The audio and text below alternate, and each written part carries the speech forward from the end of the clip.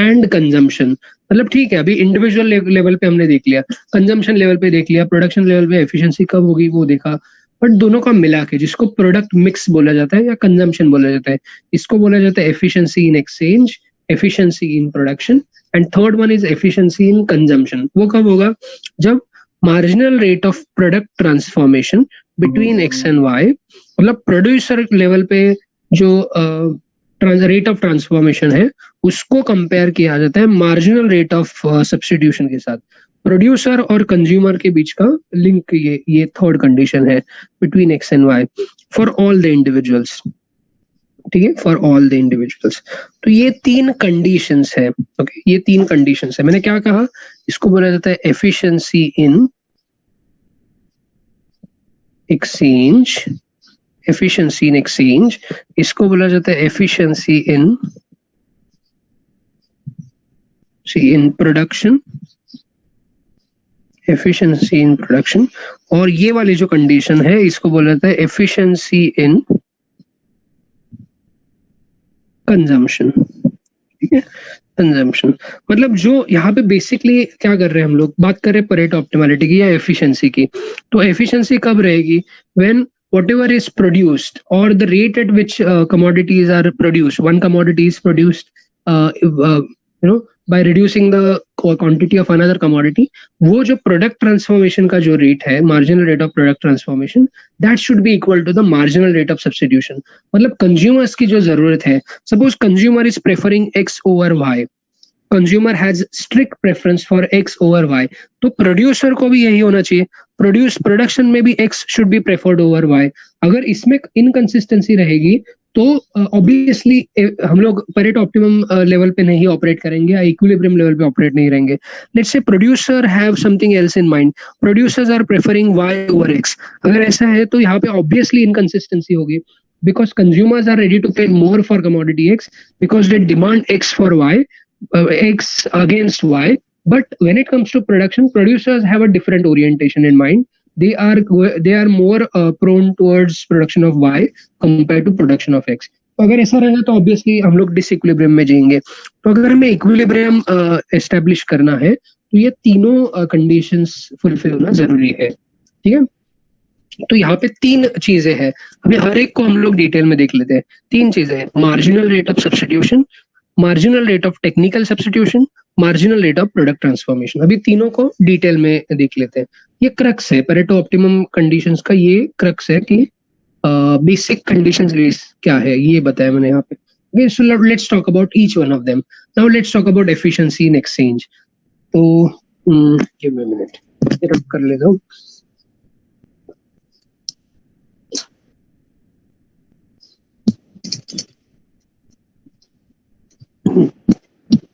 Okay, am I still there in the call? Okay, thank you. तो अभी let's proceed further. अभी आपने ये कॉन्सेप्ट सीखा होगा इसके पहले, there is something known as indifference curve. Indifference curve बताता क्या है? Why is it called as indifference curve? ऐसे टाइप का कोई indifference curve देखा होगा ना आपने?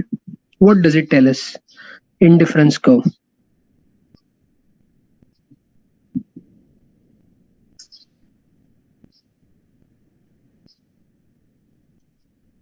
Yes. इंडिफरेंस को आपने सीखा है इसके पहले या नहीं? Yes, sir, in SY. SY you have learned, right? So indifference का आइडिया क्या होता है एग्जैक्टली, क्या बताना चाहता है इंडिफरेंस का?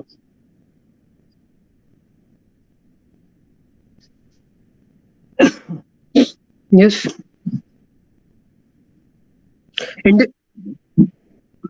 Right, utility, it has something to do with utility.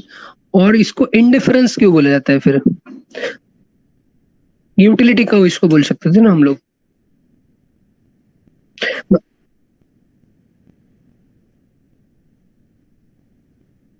Right, correct. So same utility at all the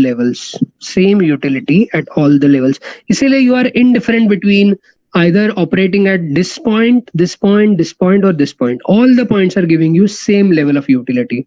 Now, how is it possible? How come different combinations of goods can offer you same utility? उसका reason ये है कि if you suppose you are operating at point A, इसका मतलब क्या है? You are consuming y1 level of y and x1 level of x. तो आप y का कंजम्पशन ज्यादा कर रहे हो, x का कंजम्पशन कम कर रहे हो, सो एक कुछ यूटिलिटी मिल रहा है. लेट्स से आपने y का कंजम्पशन अपना कम किया, y1 से अभी वो हो गया सपोज y2, ओके, और x का कंजम्पशन x1 से हो गया x2. So as you can see आपका एक कमोडिटी का कंजम्पशन कम हुआ है लेकिन दूसरे का कंजम्पशन बढ़ गया है. फिर अगर आप और डिक्रीज करोगे y के कंजम्पशन को, लेट्स से y3 किया, फर्दर डिक्रीज किया, फिर आपको x के एक्स्ट्रा क्वांटिटीज यहाँ पे मिलने चाहिए. तो इसका मतलब है जो हमारा लॉस्ट सेटिस्फैक्शन है bye reducing our quantity consumed of commodity y, that we are compensating by consuming additional units of x. और इसीलिए हमें सेम यूटिलिटी मिलती है इंडिफरेंस कर्व पे, राइट? और इसीलिए इसको इंडिफरेंट बोला जाता है. आप पॉइंट ए पे ऑपरेट करो, बी पे ऑपरेट करो, सी पे करो, डी पे करो, it doesn't matter because all the points are associated with same level of utility.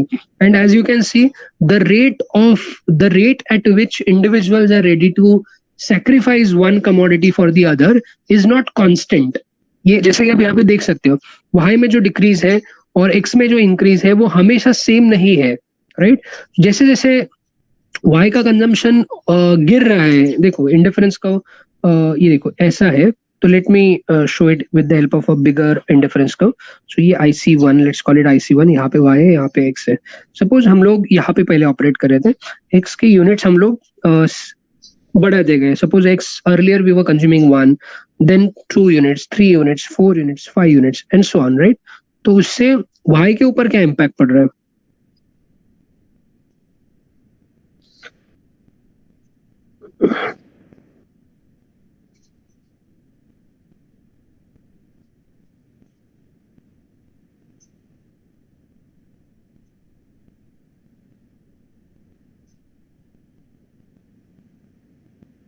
Okay, so y4 and y5. I hope you are able to read this. y4 and y5, ठीक है? सो क्या हो रहा है यहाँ पे? देखो इंक्रीमेंटल जो x है, यहाँ पे जो चेंज इन x है, चेंज इन x, ये हर एक जगह पे आपको x चेंज होते हुए दिख रहा है. Increase, rather I would say increase होते हुए दिख रहा है as we are moving away from point A towards point E. क्या हो रहा है? A से E की तरफ की जो हमारी जर्नी है उसमें हम लोग x का कंजम्पशन बढ़ा रहे हैं, सिंगल यूनिट से x बढ़ रहा है, but for consumption of same unit of x, we are ready to sacrifice lesser and lesser amount of y. As you can see, initially we were ready to sacrifice huge amount of y. All right, change in y was highest, but then उससे कम y का unit sacrifice कर रहे हैं, और भी कम unit हम लोग next stage में कर रहे हैं, उससे भी कम हम लोग और नेक्स्ट स्टेज में कर रहे हैं, and so on. So as you go on increasing your consumption of x, the sacrifice that you are ready to make in terms of consumption of y, in terms of reduced consumption of commodity y, is becoming lesser and lesser. Okay, why? Because x and y are not complete substitutes of each other. मतलब ऐसा नहीं कि हम लोग हमारे life में हम लोग एक ही कमोडिटी ज्यादा कंज्यूम कर रहे हैं और बाकी कमोडिटीज को बिल्कुल भी कंज्यूम नहीं कर रहे हैं, राइट? अगर ऐसा है तो it won't be a right lifestyle या right way to live may be.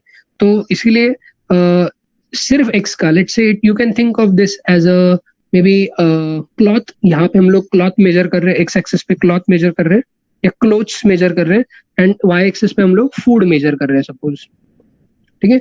और क्योंकि हमारा बजट लिमिटेड है, तो एग्जिस्टेंशियल क्राइसिस में डालने वाला ये मैंने एग्जांपल आपको दे दिया. सपोज मुझे बजट मेरा लिमिटेड है, I can not spend more than my income, तो मेरा बजट लिमिटेड है. तो इसीलिए given budget, if I go on increasing more and more consumption of cloth, मुझे फूड का कंजम्पशन कम करना पड़ेगा because there is a trade off. If I go for this I will have to sacrifice this. तो इसका मतलब है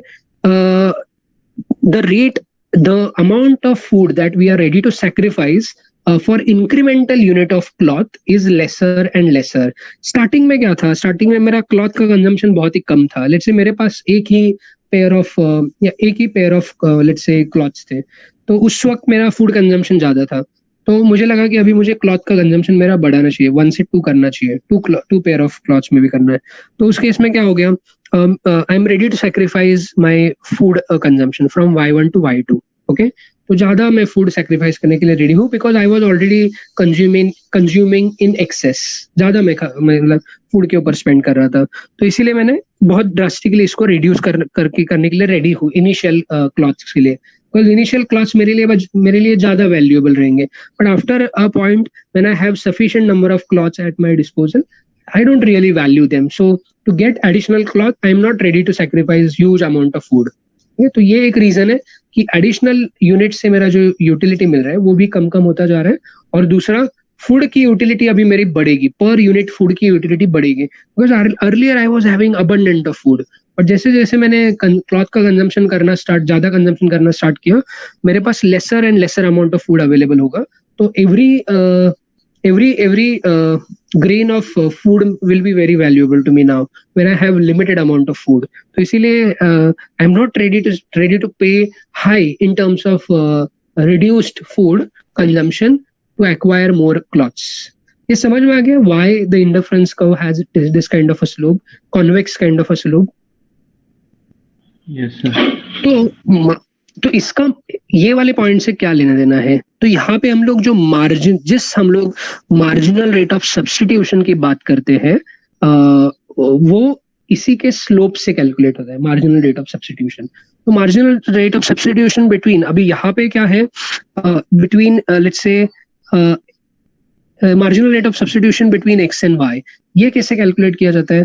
quantity of Y divided by quantity of X, ये होता है मार्जिनल रेट ऑफ सब्स्टिट्यूशन. मतलब इसका मतलब क्या होता है?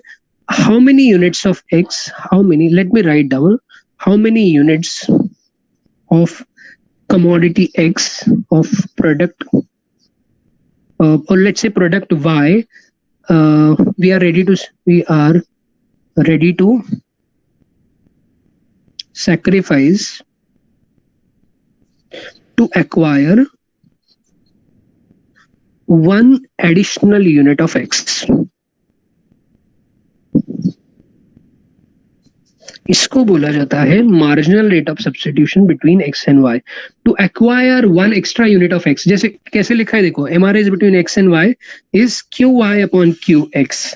और मैं थोड़ा सा अगर इसके मैथ्स में जाऊँ, बजट कंस्ट्रेंट वगैरह को अगर लेके उसको अगर सॉल्व करूँ, तो ये quantity of Y will be the maximum amount of Y that I can buy is income divided by price of y. Okay, and quantity of x will be income divided by price of x. Okay, so income will get cancelled out, and this will ultimately be equal to px upon py. क्योंकि 1 upon x यहाँ पे हो जाएगा, ये 1 upon py हो जाएगा.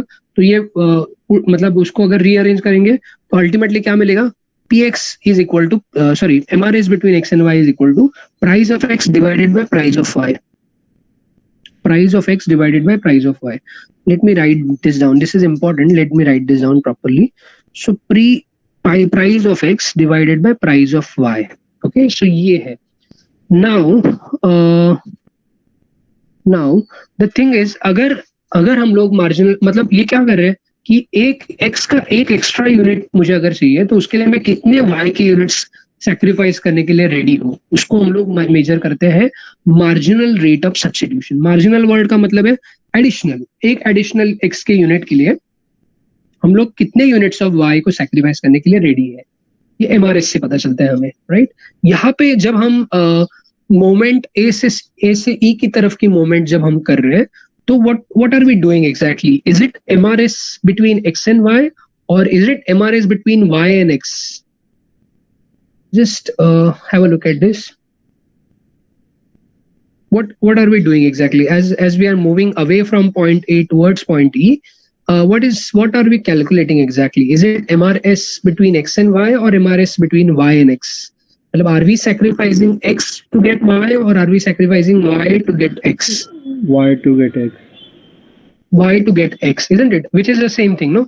See, how many units of y are we sacrificing? We are ready to sacrifice to acquire one additional unit of x. तो ये अगर A से B का तरफ का अगर हम लोग स्लोप मेजर करते जाएंगे, तो यहाँ पे हमें MR is between x and y ही मिलेगा, right? MRS between x and y ही मिलेगा, which will be equal to price of x divided by price of y। जो सीक्वेंस है इसी सीक्वेंस में हम लोग प्राइस के टर्म्स में इसी सीक्वेंस में लिखते हैं, लेकिन क्वांटिटी में उल्टा होता है, quantity of y divided by quantity of x, ऐसे ऐसे लिखते हैं।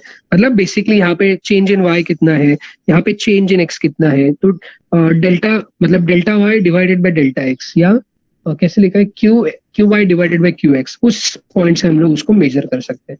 तो ये बेसिक्स था, ये अभी आपको एस वाई में ही हुआ होगा, बट मुझे लगा थोड़ा रिवाइज करना जरूरी है, इसलिए रिवाइज किया। Now let's talk about the diagram which is given in the book for this particular point, efficiency in production. इसके रिलेटेड किसी को कुछ डाउट है? No sir. Okay, so MRS ज्यादा, इसका मतलब क्या है? MRS ज्यादा, what does it mean? Marginal rate of substitution between x and y is high. What does that mean?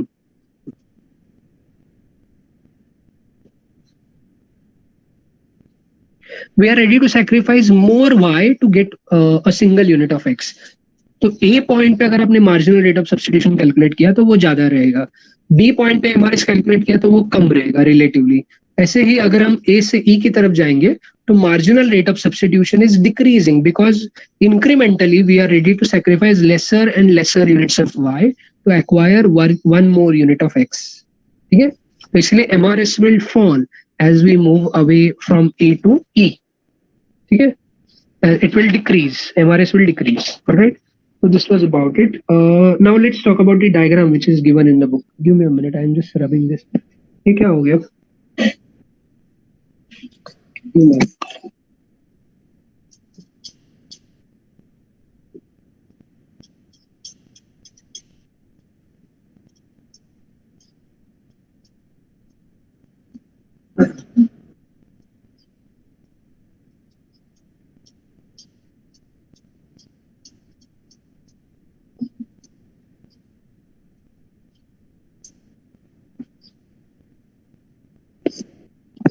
Okay, सो अभी जो बुक में डायग्राम दिया है उसको ड्रॉ करते हैं। तो यहाँ पे देखो, हमें ये पता चल गया है कि एमआरएस कैलकुलेट करने के लिए हमें इंडिफरेंस कर्व की जरूरत पड़ती है, और यहाँ पे दो इंडिविजुअल्स है ए और बी। हमने परेटो कंडीशंस को टेस्ट करने के लिए हमने ये अजम्पशंस लिए कि there are two individuals, two commodities and two factors of production. तो यहाँ पे दो इंडिविजुअल्स के लिए हमें इंडिफरेंस को ड्रॉ करना है। तो ये जब ड्रॉ करोगे, एक इंडिविजुअल का रहता तो हम लोग इधर ही ऐसे ड्रॉ कर सकते थे, मे बी यहाँ पे हम लोग कमोडिटी y को मेजर कर रहे हैं, कमोडिटी y को मेजर कर रहे हैं, या प्रोडक्ट y को मेजर कर रहे हैं, यहाँ पे प्रोडक्ट y के क्वांटिटी को मेजर कर रहे हैं, और यहाँ पे प्रोडक्ट x के क्वांटिटी को मेजर कर रहे हैं। ठीक है, प्रोडक्ट x, और ये जो है, ये पॉइंट ऑफ ओरिजिन जो है, सॉरी, ये जो पॉइंट ऑफ ओरिजिन जो है वो A के लिए है, इंडिविजुअल A के लिए है, whereas इंडिविजुअल B का जो पॉइंट ऑफ ओरिजिन रहता है वो यहाँ पे रहता है। इसका पॉइंट ऑफ ओरिजिन जो रहता है वो ये पॉइंट पे रहता है, OB। Okay, because there are two individuals A and B। इसका पॉइंट ऑफ ओरिजिन ये है, प्रोडक्ट की क्वांटिटीज को इधर QY को यहाँ पे मेजर किया जा रहा है, QY को इधर मेजर किया जा रहा है, और QX को ये वाले एक्सिस पे, हॉरिजॉन्टल एक्सिस पे मेजर किया जा रहा है। ठीक है, वेयर जब हम B के पॉइंट ऑफ व्यू से इंडिफरेंस को ड्रॉ करेंगे तो ये पॉइंट ऑफ ओरिजिन है, so quantity of Y will be measured here, quantity of Y will be measured on this particular axis, and quantity of X will be measured on this particular axis. ठीक है, ये quantity of X को major करता है। तो इतना, इससे जितना दूर रहेगा उतना B का कंजम्पशन ज्यादा है X का, ये वाले एक्सिस पे, ये वाले एक्सिस पे Y का कंजम्पशन है। ठीक है, तो अभी A का जब हमने इंडिफरेंस को ड्रॉ किया तो वो कुछ इस तरीके के होंगे, A के इंडिफरेंस कर्व्स। ये रहेगा इंडिफरेंस को 1, ये रहेगा IC2, IC3, IC4 and so on, higher indifference curve. जैसे जैसे हम लोग राइट वर्ड जा रहे हैं वैसे A के लिए ये हायर इंडिफरेंस कर्व है। And to distinguish between the two indifference curves, A और B के इंडिफरेंस कर्व को डिस्टिंग्विश करने के लिए हम लोग इसको बोलेंगे, सुपरस्क्रिप्ट में हम लोग लिखेंगे A, राइट, सुपरस्क्रिप्ट में हमने लिखा A। सो ये हो गया A के सभी इंडिफरेंस कर्व 1 2 3 4। मतलब इसमें इन बिटवीन भी बहुत सारे इंडिफरेंस कर्व हो सकते हैं, बट हमने मतलब इतने ही इंडिफरेंस कर्व ड्रॉ किया। चार ही दिखा है बिकॉज वो बहुत ज्यादा कॉम्प्लेक्स है. अगर मैंने यहाँ पे 100 इंडिफरेंस कर्व दिखाएंगे तो it will be difficult to read. Okay, so as we move away from this point of origin, A is gaining more and more utility. Same indifference curve, same utility. Higher indifference curve, higher utility. ये है. B के लिए अगर हम indifference curve draw करने जाएंगे तो वो कुछ इस तरीके के होंगे. ये हो जाएगा indifference curve 1 for B. दूसरा indifference curve में भी यहाँ कहीं से जा सकता है. ये हो सकता है indifference curve 2 of individual B. ये हो सकता है indifference curve 3. I see 3 for individual B. ये हो सकता है indifference curve 4 for individual B and so on. So क्योंकि B के quantities, B का point of origin यहाँ पे है तो इसीलिए मतलब ये पॉइंट ऑफ ओरिजिन से जैसे जैसे हम दूर आएंगे, इधर आएंगे, वैसे वैसे the individual B is operating on a higher indifference curve. IC1, IC2, 3 and 4. ठीक है, हायर इंडिफरेंस कर्व. यहाँ तक क्लियर है सबको? Yes, sir. ओके, सो ये टेंजेंट से क्यों दिखाई हमने? क्योंकि हमारी कंडीशन क्या है? When do you achieve efficiency in exchange? When marginal rate of substitution between x and y for individual A is same as marginal rate of substitution for between x and y for individual B. तो दोनों marginal MRS जब same रहेंगे A और B के, तभी हम लोग इसमें है इक्विलिब्रियम में है, या मतलब MRS उनका स्लोप सेम रहेगा. ये देखो, ये दोनों को, ये ब्लैक इंडिफरेंस कर्व्स और ब्लू इंडिफरेंस कर्व्स जो है वो एक दूसरे को पैरेलल है, एक दूसरे को टेंजेंट, सॉरी नॉट पैरेलल, एक दूसरे को टेंजेंट है. इस टेंजेंसी का मतलब क्या है कि उन दोनों इंडिफरेंस कर्व का जो स्लोप रहेगा वो सेम रहेगा उस पॉइंट पे. ठीक है, तो इसीलिए ये टेंजेंट्स इंडिफरेंस कर्व हमने ड्रॉ किए हैं. और ये टेंजेंट्स, ये सभी जो पॉइंट्स है, उन पॉइंट्स को आप अलग अलग नाम दे सकते हो. इनको अलग अलग पॉइंट्स को रेफरेंस के लिए आप अलग अलग नाम दे सकते हो. So let's call it P Q R S. Okay, क्योंकि ये भी हमने ऑलरेडी यूज किया है, तो लेट्स कॉल इट PQRS. तो OA, इस लाइन को अगर आपने ज्वाइन किया, तो आपको मिलेगा एजवर्थ कॉन्ट्रैक्ट कर्व. ठीक है, इस लाइन को अगर आपने ज्वाइन किया तो आपको एजवर्थ कॉन्ट्रैक्ट कर्व मिलेगा.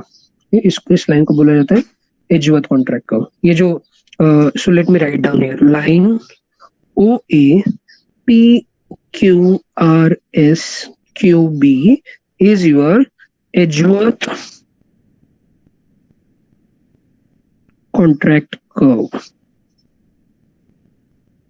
ठीक है, अभी एजवर्थ कॉन्ट्रैक्ट कर्व क्या बताता है कि this is the locus of all the equilibrium points that these two individuals can have. At all these points, both the individuals will be in equilibrium. मतलब यहाँ पे मैंने सिर्फ आपको चार इंडिफरेंस कर्व ड्रॉ किए. इंडिविजुअल A के लिए 4 इंडिफरेंस कर्व, B के लिए 4 इंडिफरेंस कर्व, इसीलिए 4 ही यहाँ पे पॉइंट्स मिले, PQRS. लेकिन अगर मैं इन बिटवीन में इंडिफरेंस कर्व ड्रॉ करूंगा, यहाँ पे 4 की जगह पे 100 अगर इंडिफरेंस किए करूं, तो यहाँ पे बहुत छोटे छोटे लेवल पे हमें पॉइंट्स मिलेंगे, और उन सभी पॉइंट्स को अगर आप ज्वाइन करोगे तो आपको मिलेगा एजवर्थ कॉन्ट्रैक्ट कर्व, जो कि एक लोकस ऑफ इक्विलिब्रियम पॉइंट्स है. सभी इक्विलिब्रियम पॉइंट का एक लोकस है. ठीक है, तो ये है. नाउ अगर हमें इक्विलिब्रियम में रहना है या एफिशिएंसी इन एक्सचेंज अचीव करनी है, तो we will have to operate on this particular curve. ये एजवर्थ कॉन्ट्रैक्ट कर्व पे ही ऑपरेट करना पड़ेगा, because any moment away from Edgeworth contract curve is a inefficient moment where Pareto, it won't be a Pareto optimum move, because Pareto optimality के लिए हमने क्या discuss किया था कि एटलीस्ट वन इंडिविजुअल का वेलफेयर इंक्रीज होना चाहिए without any cost to the other individuals. मतलब nobody is losing out, but at least one individual is benefiting. उस टाइप के चेंजेस को आप बोलते हो, उस टाइप के चेंजेस को आप बोलते हो पेरेटो एफिशिएंट मूवमेंट या Pareto optimum movement, where at least one individual का welfare is improving, isn't it? So let's take one example here. क्योंकि यहाँ पे हमने 4 ही इंडिफरेंस कर्व्स ड्रॉ किए, तो मैं क्या करता हूँ, इन दोनों पॉइंट्स को सपोज ज्वाइन करता हूँ, इन दोनों इंडिफरेंस कर्व को ज्वाइन करता हूँ. सो PQRS हमने ऑलरेडी नोटेशंस यूज किए हैं. ये जो पॉइंट ऑफ इंटरसेक्शन है उसको पॉइंट T बोल देते हैं. ये ज्वाइन क्यों किया? So that we don't have to worry about additional indifference curves. ठीक है, मैं यहाँ पे कहीं पे भी पॉइंट लेके बता सकता था, बट हमें एडिशनल इंडिफरेंस को यहाँ पे ड्रॉ करने पड़ते। तो मैंने क्या किया, उन्हीं में से दो इंडिफरेंस को ए और बी के दो इंडिफरेंस को ज्वाइन किया और उसको पॉइंट ऑफ इंटरसेक्शन को कुछ नाम दे दिया, let's call it T. Now A के पॉइंट ऑफ व्यू से, what is the best outcome for A, you know where A is earning highest utility in सभी पॉइंट्स में से या इन सभी डायग्राम में से। अभी नए पॉइंट के बारे में मत सोचो, बाकी पॉइंट्स पे है वो। हाँ, S, okay, so given the level of indifference curve, highest utility is achieved at point S। हम लोग बात कर रहे हैं इंडिविजुअल ए की। क्यों इंडिविजुअल ए हाईएस्ट एस पे ऑपरेट कर रहा है? बिकॉज उस पॉइंट एस पे उसको कितना कंजम्पशन करने के लिए मिलता है। तो देखो टोटल अवेलेबल एक्स कितना है, ओ ए से लेके इतना, ये हॉरिजॉन्टल जो लाइन का डिस्टेंस है, that is total amount of और total quantity of X available in the market. Vertically अगर देखेंगे तो total quantity of Y available in the market, right. अगर हम लोग इस पॉइंट पे ऑपरेट कर रहे हैं तो इसका मतलब क्या होता है कि A is able to consume Q X A amount of goods. Total output में से major maybe 80% of the amount is consumed by A, okay. And at the same time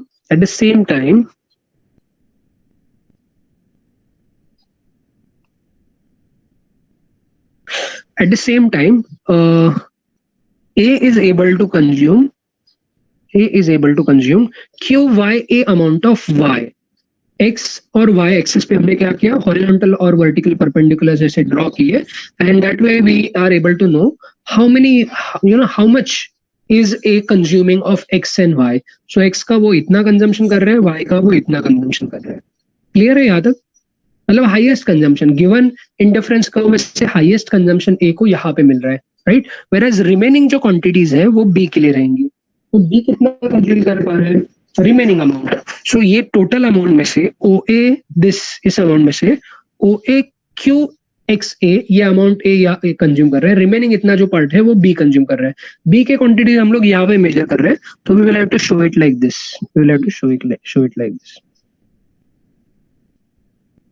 ठीक है। सो ये हो जाएगा Q B X, you know थोड़ा notation में इधर उधर हो सकता है, so just corrected. So QBY. So B is able to consume this much amount of Y and this much amount of X। ठीक है, मतलब उसका कंजम्पशन मिनिमम है। सो टोटल एंडाउमेंट में से टोटल पाई जो था उसमें से मेजर अमाउंट जो है वो A कंज्यूम कर रहा है, स्मॉल अमाउंट B कंज्यूम कर रहा है। सो A के पॉइंट ऑफ व्यू से this is definitely a most superior outcome. समझ में आ रहा है ये? This particular point S is the most superior outcome from the point of view of A। Point S की हम लोग बात कर रहे हैं यहाँ पे, जहाँ पे A is consuming more than B, right. How about point P? P पे will A be happy about point P? No, isn't it? Because वो लोएस्ट पॉसिबल इंडिफरेंस को पे ऑपरेट कर रहा है। Individual A will be operating on the lowest possible indifference को, जहाँ पे उसका कंजम्पशन बहुत कम रहेगा। तो जैसे अभी बी का कंजम्पशन है वैसे यहाँ पे उसका कंजम्पशन हो जाएगा, एक्स और वाई दोनों कमोडिटी का उसको कम मिल जाएगा, कम अमाउंट मिल जाएगा, ठीक है। तो इसीलिए definitely this is not a good thing from A's point of view, but B के पॉइंट ऑफ व्यू से this is the most superior outcome, point P. Because as I said, वो बी जो है वो हाईएस्ट इंडिफरेंस को पे operate कर रहे हैं, जहाँ पे बी का एक्स और वाई का कंजम्पशन बढ़ जाएगा, ठीक है। तो ये मतलब ये ऐसे कन्फ्लिक्टिंग हमें कंजम्पशन पैटर्न्स यहाँ पे दिख रहे हैं या यूटिलिटीज दिख रही है।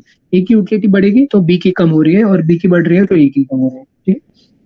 सो जब तक हम ये वाले एजवर्थ कॉन्ट्रैक्ट को, मेरा why did I come to this particular point? Because जब तक हम इस particular point पे ऑपरेट कर रहे हैं, we are achieving efficiency in exchange। मतलब वहाँ पे of course one party में gain more than the other party and so on, but हम लोग efficient allocation यहाँ पे कर रहे हैं। But how about point T? Okay, so think about point T। Okay, point T थोड़ा 2 मिनट बाजू में रख देते हैं। सपोज हम इन 6 पॉइंट्स की बात करते हैं, QA, P, Q, R, S and QB, ये 6 पॉइंट्स है, राइट। तो इन 6 पॉइंट्स में से अगर हम किसी एक पॉइंट को स्टार्टिंग पॉइंट मान के चलते, कोई भी एक पॉइंट ले लो, ठीक है, कोई भी एक पॉइंट को हम स्टार्टिंग पॉइंट मान के चलते हैं, तो is there any Pareto efficient moment where at least one person is benefiting without loss to the other person.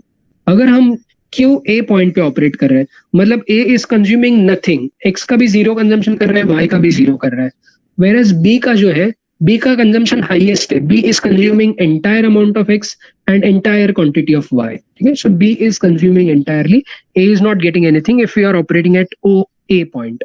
O B point पे उल्टा हो जाएगा, राइट? तो इज देयर एनी मोमेंट, अगर हम ओ ए पे ऑपरेट कर रहे हैं, तो is there any moment which will lead to increase in efficiency या increase in utility of one individual या increased welfare of one individual without any loss to the other individual? Is there any such possible moment OA से किसी भी और point पे? अगर हम OA से पॉइंट Q पे ऑपरेट करेंगे, ये वाले पॉइंट पे ऑपरेट करेंगे, तो what will happen? Who will win, who will lose, या who will be indifferent between the two? Who will gain and who will lose in the process? अगर हम OA से They will Q की gain तरफ, more. who will gain the more? B will gain the more. A will gain more because A को क्या हो रहा है, पहले 0-0 मिल रहा था, X और Y का 0-0 मिल रहा था, लेकिन Q पॉइंट पे उसको एटलीस्ट वो IC2 पे ऑपरेट कर पा रहे हैं. ठीक है, थोड़ा IC1 भी नहीं, IC2. सो A का यूटिलिटी यहाँ पे बढ़ रहा है, A का वेलफेयर इंप्रूव हो रहा है. Correct. How about B? Is B neutral about this particular change? B को कुछ फर्क पड़ रहा है या नहीं पड़ रहा है?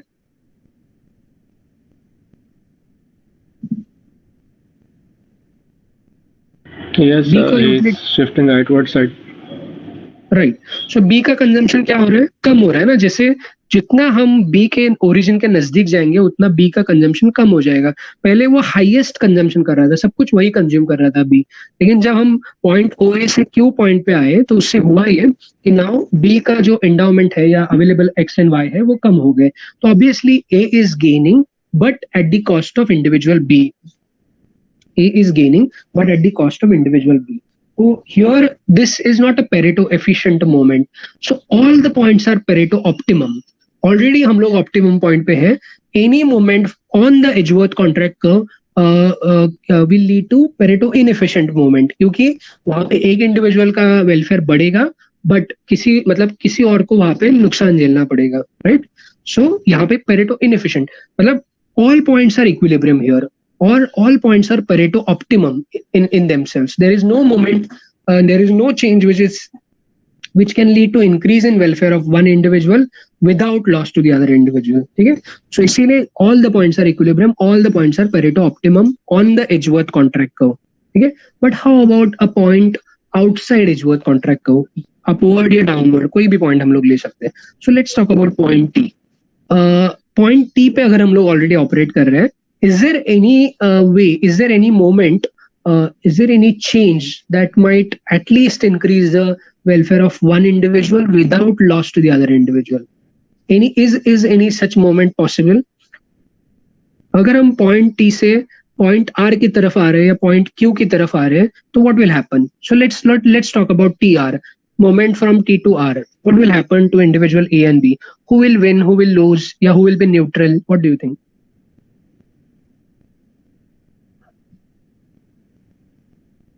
So B's utility will remain same, but A's utility will increase from IC2 to IC3.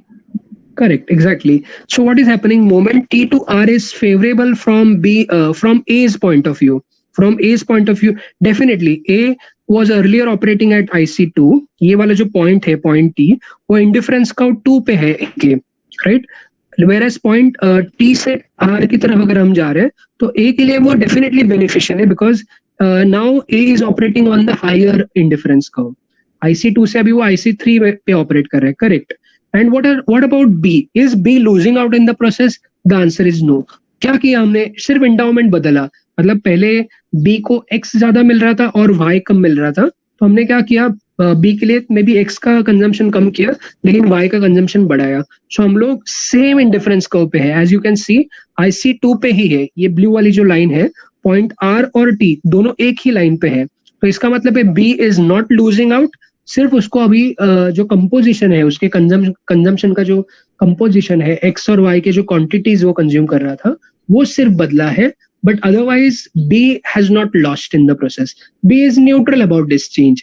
He or she is neither benefiting from it nor losing out, right? So B के लिए वो लॉस मेकिंग प्रपोजिशन नहीं है, लेकिन ए के लिए definitely ये gainful change है. तो definitely A will prefer instead of operating at T, A will prefer to operate at R. ठीक है, तो any moment out from a point which is outside या off the Edgeworth contract curve on the Edgeworth contract curve to a point on the Edgeworth contract curve will lead to welfare improvement of at least one individual. T से R का जो moment है वो A के लिए favourable है but B के लिए अनफेवरेबल नहीं है, पॉइंट T से Q का जो मोमेंट है by the same logic is beneficial from B's point of view, individual B's point of view. This is a better moment. It is a welfare improving moment. This is a Pareto efficient moment because Pareto inefficient point से हम लोग Pareto efficient point पे आ रहे हैं because at least one individual is benefiting. In this case, individual B is benefiting without any loss to the individual A. ठीक है, A के लिए same indifference curve है IC to A, but B के लिए पहले IC to B था, अभी वो IC3B हो जाएगा, मतलब ज्यादा इंडिफरेंस, ज्यादा यूटिलिटी उसको मिलेगी.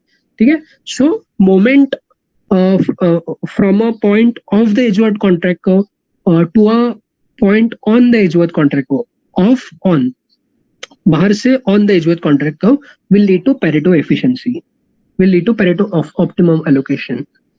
I hope ये समझ में आ गया होगा आपको. कुछ डाउट है यहाँ पे? No, sir. Okay great. और ये वाले जो टेंजेंसी, जैसे मैंने कहा टेंजेंसी पॉइंट्स जो है यहाँ, मतलब ये दोनों का के लिए एक एक लाइन आप लोग देख सकते हो, मतलब एक ऐसी लाइन हम लोग ड्रॉ कर सकते हैं. ये स्लोप बता रहे हो, उन दोनों लाइन का स्लोप बता रहे हैं. और जो सेम होगा चारों इंडिफरेंस का उसका जो टेंजेंसी पॉइंट है वहां उसका स्लोप देखोगे उन इंडिफरेंस का वो सेम रहेगा यहाँ पे. ठीक है, so इसीलिए marginal rate of substitution between x and y for individual A is same as marginal rate of substitution between x and y for individual B on all the points on the Edgeworth contract curve.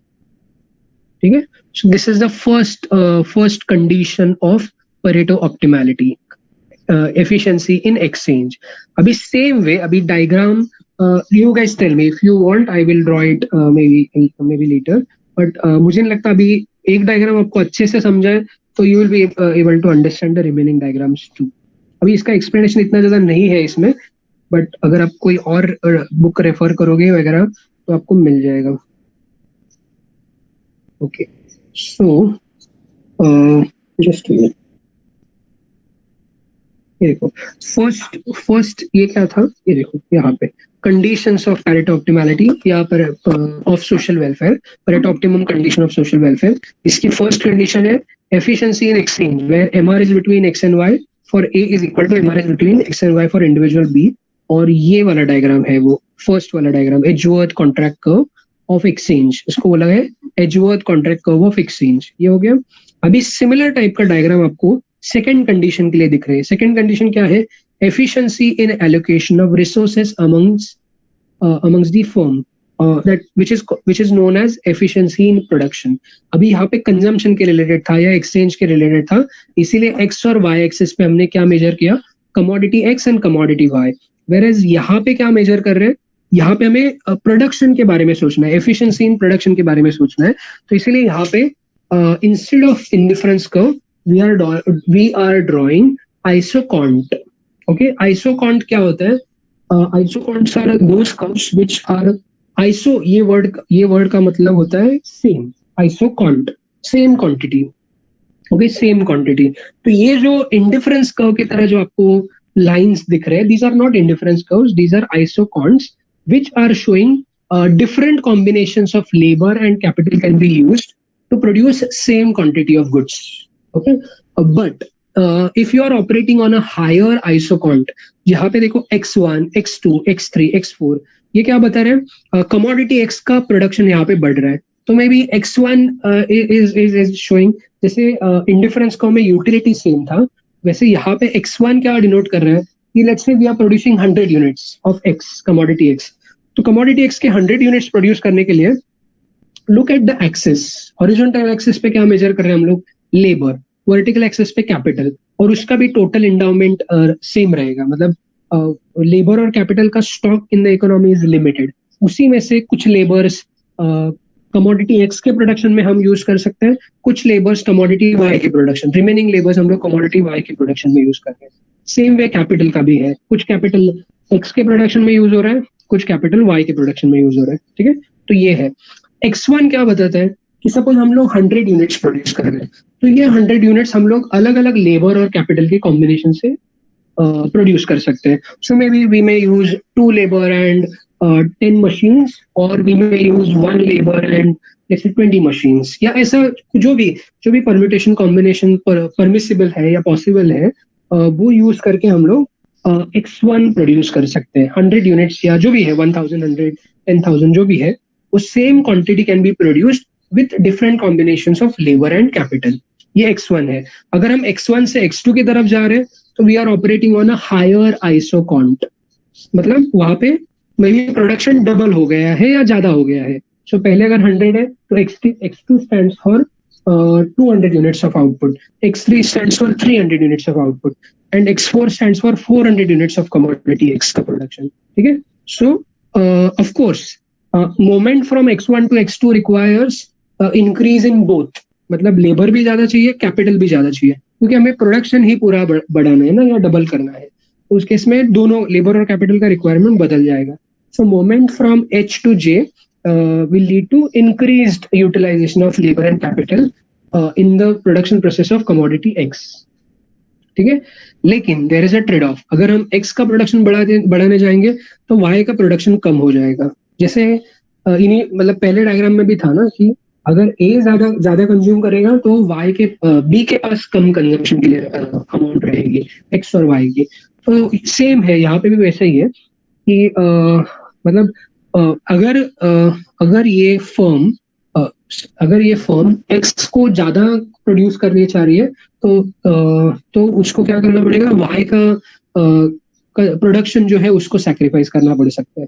जैसे कि अगर उनको point L पे operate करना है तो point L is tangency point of isoquant x4 and isoquant y1, तो y1 is the lowest possible isoquant of commodity y। तो हम लोग बहुत ही minimum quantity of y produce कर रहे हैं but maximum quantity of x produce कर रहे हैं। वेरएज अगर हम पॉइंट h पे ऑपरेट कर रहे हैं तो हम लोग बहुत nominal quantity of x produce करते हैं, lowest quantity of x produce कर रहे हैं and highest quantity of y produce कर रहे हैं, ठीक है। अगेन इसको भी Edgeworth contract curve of production बोलेंगे। So every point, all the points which are on the Edgeworth contract curve are Pareto optimum. Why? Because any moment on the Edgeworth contract curve will lead to Pareto inefficient moment. Why? Because H से अगर हम point K की तरफ जा रहे हैं तो इसका मतलब है हम लोग X का प्रोडक्शन बढ़ा रहे हैं लेकिन Y का प्रोडक्शन हमें कम करना पड़ेगा, ठीक है। So this will be a Pareto inefficient moment. So all the points are Pareto optimum. There is no change which will lead to increased production of one commodity without reduction in production of another commodity. Okay? So all the points are Pareto optimum in this case on the Edgeworth contract curve of production. कोई कुछ बोलना चाह रहा था in between? कुछ question है?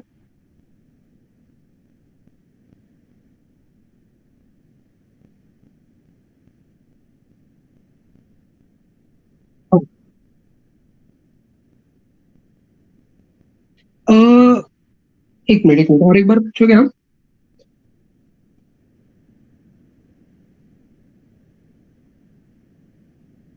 If we have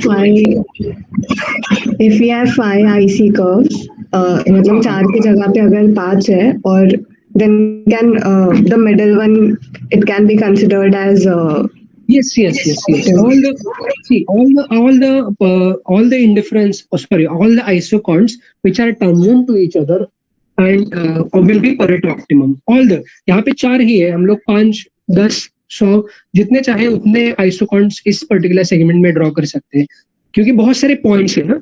एक line पे कितने सारे पॉइंट्स है, अनलिमिटेड पॉइंट्स है, इनफाइनाइट पॉइंट्स है, तो इनफाइनाइट आइसोकॉन्स हम लोग ड्रॉ कर सकते हैं, राइट। और अगर हम एक्स के लिए एक आइसोकॉन ड्रॉ कर रहे हैं तो वाई के लिए दूसरा आइसोकॉन, मतलब उसको टेंजेंट वाला एक आइसोकॉन ड्रॉ करना पड़ेगा। So all the isoquants which are tangent to each other are showing us Pareto optimum point. क्योंकि मैंने कल भी आपको बताया ना, एक केक है तो मैं कहीं से भी कट करूं वो परेटो ऑप्टिमम कट ही है, बिकॉज अगर मैंने इसको चेंज किया तो इसके वजह से होगा ये कि सपोज दो सिबलिंग्स है, दो ब्रदर्स है या दो सिस्टर्स है, तो उनको जो मिलने वाला पाई है वो किसी एक का कम होगा, मतलब किसी एक को अगर ज्यादा देना है तो किसी और का कम करना पड़ेगा, तो परेटो ऑप्टिमम ही है। We can not increase the wellbeing of one person without sacrificing the wellbeing of other individual या वेलफेयर ऑफ अदर इंडिविजुअल। तो ये सभी पॉइंट्स परेटो ऑप्टिमम है on the Edgeworth contract curve of production. लेकिन उसके बाहर जाएंगे, जैसे हम पॉइंट क्यू की तरफ जाएंगे तो obviously this is Pareto inefficient. Why? Because there is a reallocation possible which can improve the which can improve the production of at least one commodity. So Q से K की तरफ जाएंगे तो होगा ये कि X का प्रोडक्शन बढ़ रहा है, X2 से X3 हो रहा है, लेकिन Y का प्रोडक्शन उतना ही है। ठीक है, सिर्फ हमने क्या किया, लेबर और कैपिटल को अलग तरीके से डिप्लॉय किया। That way we are able to increase the output of X but without reducing the output level of Y। Okay, Q से K की तरफ का मूवमेंट, Q से J की तरफ का जो मोमेंट है वो क्या बता रहे हैं, production of Y is increase from Y2 to Y3 but production of X is same, X3 ही आउटपुट लेवल हम लोग प्रोड्यूस कर रहे हैं। तो moment from Q to K और moment from Q to J is definitely Pareto efficient because at least in one term we are benefiting without losing in another term, right? But moment from J to Q या K to Q या H to Q या L to Q, मतलब किसी भी point से बाहर अगर हम जाएंगे एजवर्थ कॉन्ट्रैक्ट कर्व के बाहर, आइदर अप साइड और डाउन साइड कहीं पे भी जाएंगे तो एटलीस्ट 1% का नुकसान होगा। विद मे बी किसी का बेनिफिट हो सकता है, लेकिन एटलीस्ट कुछ लोगों का यहाँ मतलब at least in some terms we will lose out. Okay, तो इसीलिए we need to, if you want to achieve efficiency in production, you will have to operate on the Edgeworth contract curve of production, which will be OX, H, J, K, L, OY, ये वाली line. ठीक है, same logic है जैसे पहले वाला curve था, इसलिए मैंने रीड्रॉ नहीं किया, सेम डायग्राम है, सिर्फ यहाँ पे एक्सेस बदल गए और instead of indifference curve we are taking isoquants here. Is this clear? Yes, sir. Okay, ये कहीं पे लिख के रख सकते चाहिए। तो इंडिफरेंस कर्व का जो स्लोप रहता है वो आपको बताना है marginal rate of substitution indifference curve का। लेकिन आइसोकॉन्स होते हैं, उनका जो स्लोप होता है वो आपको देता है marginal rate of technical substitution, मतलब लेबर और कैपिटल के क्वांटिटीज को हम लोग कैसे चेंज कर सकते हैं, कितना अमाउंट तक चेंज कर सकते हैं, so that we end up producing the same amount of the final commodity. X और वाई का हम लोग कितना प्रोडक्शन कर सकते हैं by changing labour and capital requirement. Okay, तो ये है। तो सेकंड कंडीशन यहाँ पे लिखी होगी, ये देखो, marginal rate of technical substitution between labour and capital for commodity X should be equal to marginal rate of technical substitution between labour and capital for commodity Y. और MRTS क्या बताएगा? It will tell us how many units of labour are you ready to sacrifice to get to acquire additional unit of capital. ठीक है, sorry उल्टा बोला क्या मैंने, it will be QK divided by QL। So एक additional labour के लिए आप कितने यूनिट्स ऑफ कैपिटल को सैक्रिफाइस करने के लिए रेडी हो, तो उसको बोला जाता है marginal rate of technical substitution. ठीक है, अभी टाइम खत्म हो चुका है तो मैं इधर ही रुकता हूँ। आपको अगर कुछ नहीं समझे तो आप पूछो ये टॉपिक के related. If not, if it is clear we will start with the third condition, if not we will discuss about this second condition. Okay, alright, so ठीक है, अभी के लिए रुक जाते हैं। Next see you in the next lecture. Bye.